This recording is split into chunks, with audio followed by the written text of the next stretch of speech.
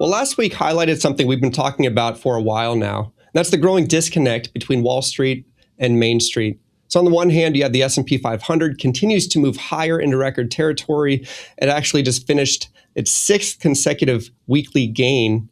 And since the low on March 30th, the S&P 500 is up 17%. Now, on the other hand, if you look at Main Street, we're seeing a little bit of a different story play out.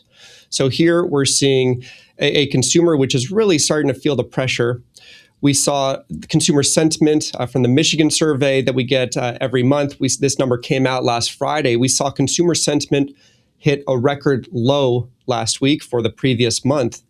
And we also heard from a number of consumer-oriented companies such as Kraft Heinz, McDonald's, Whirlpool, and they talked about the stress that the average household is under and how they're really starting to feel the pain here from higher energy prices.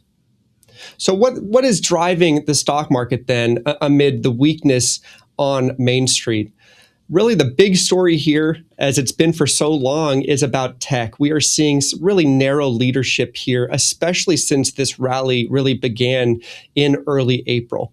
So on a year-to-date basis, the S&P 500, which is a cap-weighted index, and the equal-weighted index, which is really just the average stock in the S&P 500, they're about equal. They're about 7 to 8% on a year-to-date basis. But if you look at performance since the beginning of April, the cap-weighted index is up about 13%.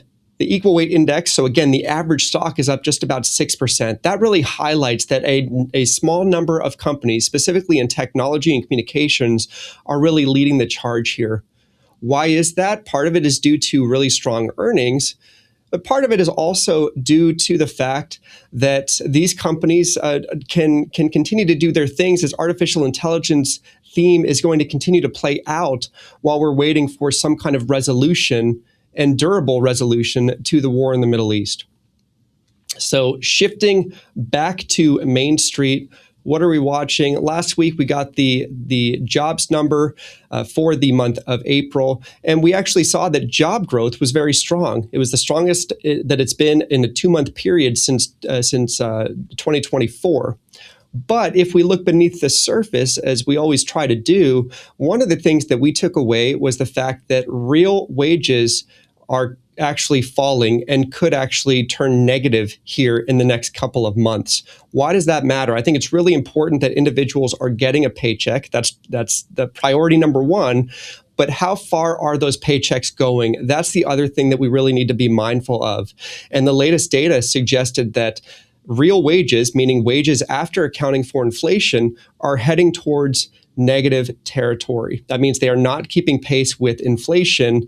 And we know so much of inflation is being driven by higher prices at the pump and broader energy prices. That is why the duration of the war in the Middle East is so critical. So this is something for us to keep in mind going forward. It's why these companies last week that I mentioned highlighted the weakness and potential risks among the consumer base. So something for us to keep an eye on here. As we turn our attention to this week, we're looking at a few things. Number one is, again, staying on the inflation topic. We get the latest inflation report, CPI, tomorrow, which is Wednesday. We also get PPI, the Producer Price Index, on Wednesday. And then I think that the big event for the week is President Trump's visiting Beijing. He's meeting with Xi Jinping. And so this is a visit that really has big potential implications for the ongoing war in the Middle East, for determining what the rules of the road are going to be for artificial intelligence and this theme going forward, and also trade relationships. So that is really going to be something that the market is focusing on here in the days to come.